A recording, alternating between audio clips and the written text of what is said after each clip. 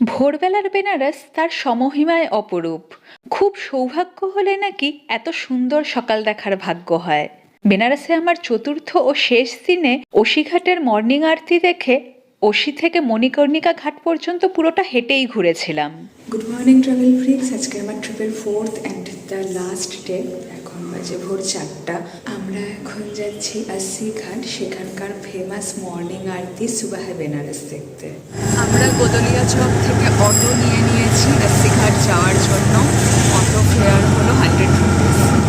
আমি জানতাম যে এখানকার সুবাহে বেনারসটা 5টার সময় শুরু হয়, কিন্তু হয়তো শীতকাল বলে একটু লেটে স্টার্ট হবে। এখানে এসে জানতে পারলাম 6:45 5:30টার দিকে স্টার্ট হবে। তো আপাতত গরম গরম চা এনজয় করছি।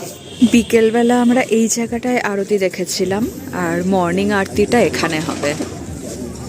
ভোরবেলা গঙ্গার ধারে ওশিঘাটে শুরু হলো আরতি, আর তার সাথে আকাশে রঙের খেলা।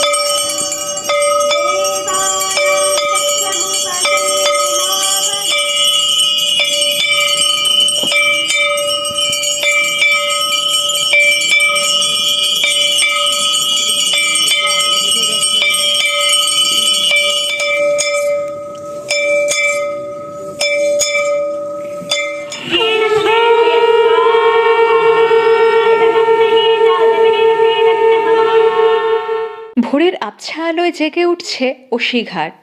গঙ্গা এখানে পবিত্রতা এবং পরিত্রাতার প্রতীক। আস্সি ঘাট থেকে 300 মিটার দূরে আছে রানী লক্ষ্মীবাইয়ের জন্মস্থলী। তো এখন আমরা ওটাই ভিজিট করতে যাচ্ছি। এটি ওশি ও শিবালা ঘাটের মধ্যবর্তী ভাদুইনি বলে একটি জায়গায় অবস্থিত। মণিকর্ণিকা ঘাটের নামকরণ রানী লক্ষ্মীবাইয়ের শৈশবের নামানুসারেই হয়েছে। আমরা ব্রেকফাস্ট করতে এসেছি আস্সি ঘাটের ওপরেই একটা খুব ফেমাস ক্যাফে আছে, যেটা ইনস্টাগ্রামে বেশ ভাইরাল, পিজেরিয়া ভাটিকা ক্যাফে।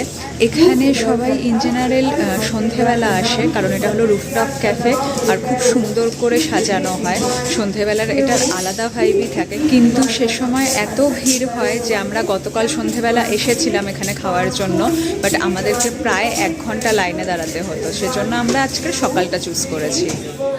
যদিও এখানকার পিৎজা ফেমাস, কিন্তু এত সকালে ওনারা পিৎজা বানাতে পারছেন না, সেজন্য আমরা আপাতত পাস্তা, অ্যাপেল পাই আর হট চকলেট দিয়ে কাজ চালাচ্ছি। আমাদের ব্রেকফাস্ট ডান। এখন আমরা আস্সি ঘাটে বোট রাইড করব। এখানে পাখিদের খাওয়ানোর জন্য খাবার পাওয়া যাচ্ছে, এটার প্রাইস হলো 50 রুপিস। এটা কিনলাম। আর ইয়ে চলি হামারি নাও।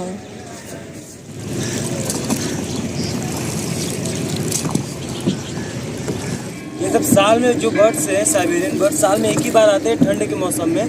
फिर ये लोगों का रिटर्न टाइम हो गया जाने का। ये अच्छा, विंटर पे ही आते हैं सिर्फ? हाँ, ये आपका इसमें से 100 में से 80% चले गए हैं, 20% बस बचे हैं। अच्छा, किस महीने आते हैं? ठंड जब स्टार्ट हो जाती है तभी। अच्छा।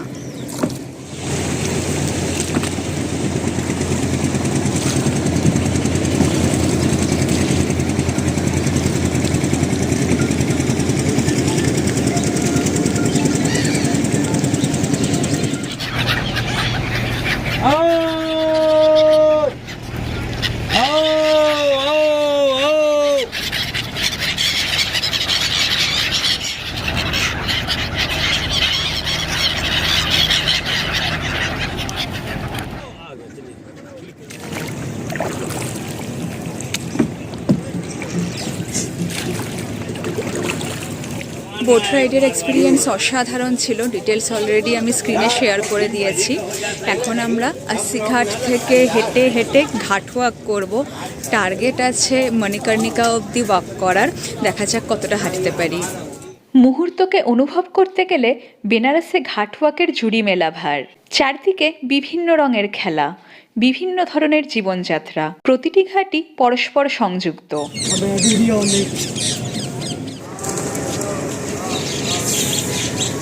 প্রতিটি ঘাটের সাথেই কোনো না কোনো পৌরাণিক কাহিনী জড়িত রয়েছে। ঘাটের সিঁড়ি, ইটপাথর সবকিছুই এক একটা গল্পের জীবন্ত সাক্ষ্য বহন করছে। একদিকে ঝাঁ চকচকে আধুনিক শহর, অন্যদিকে গঙ্গার পাড় জুড়ে আদিম গন্ধের ছোঁয়া।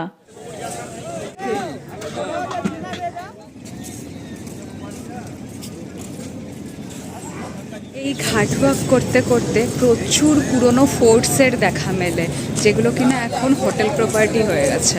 আরসি ঘাট থেকে প্রায় 2 কিলোমিটার হেঁটে এখন আমরা পৌঁছেছি দশাশ্বমেধ ঘাটে। এটা এখানকার one of the most crowded Ghats.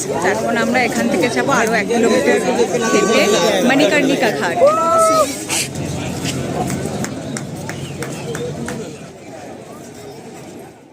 এটা হলো সেই মানসিং অবজারভেটরি যেটা আমরা আগের দিন দেখেছিলাম। জীবন আর মৃত্যুর মাঝে যে ভগ্নাংশ মুহূর্তের অন্তর তা উপলব্ধি করলাম এই মহাশ্মশানে বসেই। মণিকর্ণিকা ঘাটের ঠিক পাশেই রয়েছে রত্নেশ্বর টেম্পল, যেটাকে লিনিং টেম্পল অফ ইন্ডিয়া বলা হয়। তো এখন আমরা সেটাই দেখতে যাচ্ছি। রাজা মানসিংহের আমলে তৈরি এই মন্দিরটি প্রায় 9 ডিগ্রি হেলানো। এখান থেকে গেলাম শঙ্কটা মাতা মন্দির। এখানে নবদুর্গার এক রূপ পূজিত হয়। শঙ্কটা মাতা টেম্পল ভিজিট করে এখন আমরা যাচ্ছি শ্রীজির মালাইও খেতে। এটা নাকি খুব ফেমাস এবং শুধু উইন্টারেই পাওয়া যায়।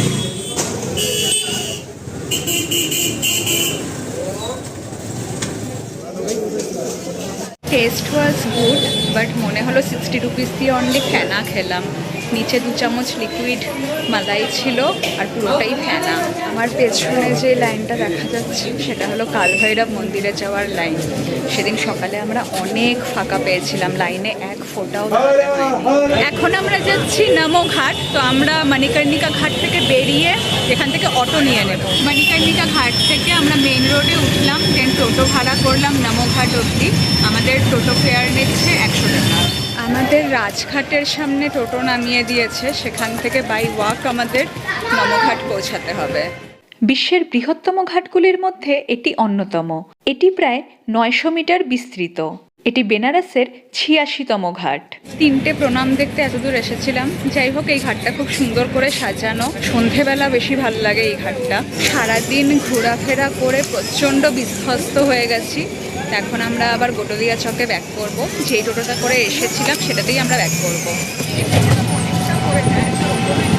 অটো আমাদের প্রায় 750 মিটার্স আগে ড্রপ করেছে, কারণ তারপরে আর অটোর এন্ট্রি ছিল না।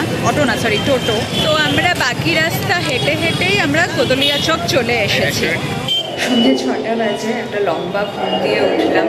আজকে রাতের ট্রেন রয়েছে রাত 11টার সময়। তো আপাতত যেটা বেনারসে এসে এখনও ট্রাই করা হয়নি সেটা হলো কাশী চাট ভান্ডারের চাট। এখান থেকে কাশী চাট ভান্ডারের ডিস্টেন্স প্রায় 200 মিটারের মতো। তো এখন আপাতত সেখানেই যাচ্ছি।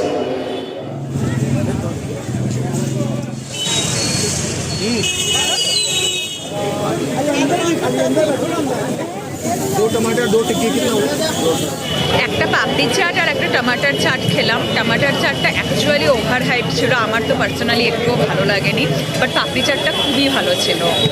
এবার টাইম হলো হোটেলটার ব্যাপারে কিছু রিভিউ দেওয়ার। তো আমাদের বেনারস ট্যুর অলমোস্ট কমপ্লিট। তো আমরা আজকে রাতে চেক আউট করবো সবাই মিলে। তো হোটেলটা সম্বন্ধে কিছু বলার আছে। আপনারা আগেই জানেন যে আমাদের হোটেলের নাম হোটেল সম্মান। এটা সব থেকে ভালো প্লাস পয়েন্ট হচ্ছে হোটেলটার লোকেশন, এবং হোটেল থেকে নামলেই আপনি একদম গোদালিয়া চকের যে মার্কেটটা সেটা খুব সুন্দরভাবে পেয়ে যাবেন। সামনেই অটো, টোটো, রিক্সা সব কিছুর ব্যবস্থা আছে, সেগুলো ভীষণভাবে প্লাস পয়েন্ট। কিন্তু হোটেলটার প্রচুর মাইনাস পয়েন্ট রয়েছে, যেগুলো আমাদের লেগেছে। প্রথম কথা হচ্ছে, আমাদের এই হোটেলটা আমরা 4 বেডেড রুম নিয়েছিলাম। 3টে বেড জোড়া করে একটা 4 বেডেড রুম করেছে। শীতকালে আমাদের হয়ে গেছে, নো প্রবলেম। আমাদের প্রথমে যে রুমটা দেওয়া হয়েছিল সেই রুমটার জানলাটা এতটা ফাঁকা ছিল। এই শীতকালে কনকনে ঠান্ডা, রাত্রে 7 কি 8 টেম্পারেচার, তার মধ্যে ওই জানলার ফাঁকা থেকে প্রচণ্ড কনকনে ঠান্ডা হাওয়া আসছে। ম্যানেজারকে আমরা বললাম, ম্যানেজার করলেন একটা কাগজ নিয়ে এসে উনি জানলাটাকে আটকানোর চেষ্টা করলেন, কিন্তু জানলাটার কাজ কিছুতেই লাগছিল না। স্বাভাবিকভাবে কি হলো, যে যেমন হাওয়া ঢোকার সেরকমভাবেই ঢুকছিল। তো প্রায় 8-10 বার ফোন করার পর উনি আমাদের 4 তলায় একটা রুমে শিফট করালেন। ভালো কথা, রুমটা সমস্ত কিছু ঠিকঠাক, কিন্তু বাথরুমে হচ্ছে কমোড আছে, ওয়েস্টার্ন টয়লেট ওকে, বাথরুমে আপনার কোনো হ্যান্ড জেট নেই। এটা আমার একটা মাইনাস পয়েন্ট লেগেছে। এবার আসছি ঠান্ডার ব্যাপারে। এই শীতে ঠান্ডা মানার জন্য আমাদের কম্বলের প্রয়োজন, এক একজনের কমসে কম 2টো করে কম্বল গায়ে দিতেই হচ্ছে। এখানেও বারবার রিসেপশনে ফোন করে আমাদের জানানো, মানে আমরা জিজ্ঞেস করছি আপনারা কম্বল দেবেন কি দেবেন না। এনারা অনেক বলার পর কম্বল দিয়ে গেলেন, একটা একটা করে কম্বল দেন, সেগুলো প্রায় একদম পাতলা দোহারের মতন। তারপরে যখন মোটা কম্বল দিলেন, 2টো মোটা কম্বলই বড় বড় ফুটো, মানে মনে হচ্ছে হয়তো আগুন টাগুন লেগেছিল সেই কারণে ফুটো হয়ে যাওয়া, সেই ফুটো কম্বলই আমাদের প্রোভাইড করা হয়েছে। বলা সত্ত্বেও সেই কম্বল আর দ্বিতীয়বার করে চেঞ্জ করা হয়নি। এবার আসছি গিজার্ডের ব্যাপারে। এই শীতে কনকনে ঠান্ডা জলে স্নান করা যায় না, এমনকি ব্যবহার করা যায় না, তো আমাদের গিজার্ডের জন্য লাগবে। গিজার্ডের গরম জলের জন্য আমাদের বারবার রিসেপশনে আবারও ফোন করতে হচ্ছে, একটু গিজারটা চালান, গিজারটা অন করে দিন, গিজার অন করে দিন। প্রবলেম হচ্ছে স্বাভাবিকভাবে। এইবারে আরও একটা জিনিস যেটা আমার ভীষণভাবে মাইনাস পয়েন্ট লেগেছে, আমরা যে বিগত 4 দিনের জন্য এই হোটেলে ছিলাম, 3 nights 4 days হোটেলে ছিলাম, তারা প্রতিদিন তাদের জল প্রোভাইড করার কথা, কিন্তু তারা জল প্রোভাইড আমাদের করেনি। খাবার জল, যে খাবার জলের জন্য আমাদের নিচ থেকে নিজেদেরকে কিনে নিয়ে আসতে হচ্ছে, না হলে রিসেপশনে ফোন করে বলতে হচ্ছে আপনারা জল কিনে দিয়ে যান। তারা জল কিনে দিয়ে যাচ্ছে এবং আমরা সেটা টাকা দিয়ে দিচ্ছি। তো নানা রকম কারণে আমাদের এই হোটেলটা, এই জিনিসগুলো খুব মাইনাস লেগেছে। আরও একটা জিনিস, যে এখানে রুম সার্ভিস নেই, মানে রুম ক্লিন করে দেয় না। আমরা সেখানে বলেছিলাম যে আমাদের রুমটা একটু ক্লিন করে দিতে, যেহেতু আমরা 3-4 দিনের জন্য রয়েছি, তো রুম নোংরা হওয়াটা স্বাভাবিক। সেখানে বলা সত্ত্বেও কোনো রকমে একটা ঝাড়ু দিয়ে গেল। আর সব থেকে বড় সমস্যা যেটা হচ্ছে, এই হোটেলে আপনি বয়স্ক লোকদের নিয়ে আসতে পারবেন না। যারা বয়স্ক লোক রয়েছে তাদের সিঁড়িতে ওঠার একটা প্রবলেম, কারণ এটাতে কোনো লিফট নেই। আর প্রতিটা সিঁড়ি এতটাই খাড়া এবং সিঁড়ির স্টেপগুলো সমান নয়, অসমান, কোনোটা ছোট স্টেপ, কোনোটা বড় স্টেপ। কাজেই সিঁড়িতে উঠতে ভীষণভাবে প্রবলেম ফেস করেছি আমরা। ইভেন কোনো তো ইনহাউস রেস্টুরেন্ট নেই, আমাদের প্রত্যেকবার খাবার খেতে নিচে নামতে হচ্ছে, ওপরে উঠতে হচ্ছে, যার ফলে এই ওঠা নামাতেই আমাদের অনেকটা সময়ও যাচ্ছে এবং পা অসম্ভবভাবে ব্যথা হয়ে যাচ্ছে। এগুলো ভীষণভাবে মাইনাস পয়েন্ট। তো ইন ফিউচার আপনারা যদি হোটেল সম্মান বুক করেন, এই পয়েন্টগুলো খুব মাথায় রেখে, যদি এই পয়েন্টগুলো আপনারা অ্যাফোর্ড করতে পারেন তখনই বুক করবেন।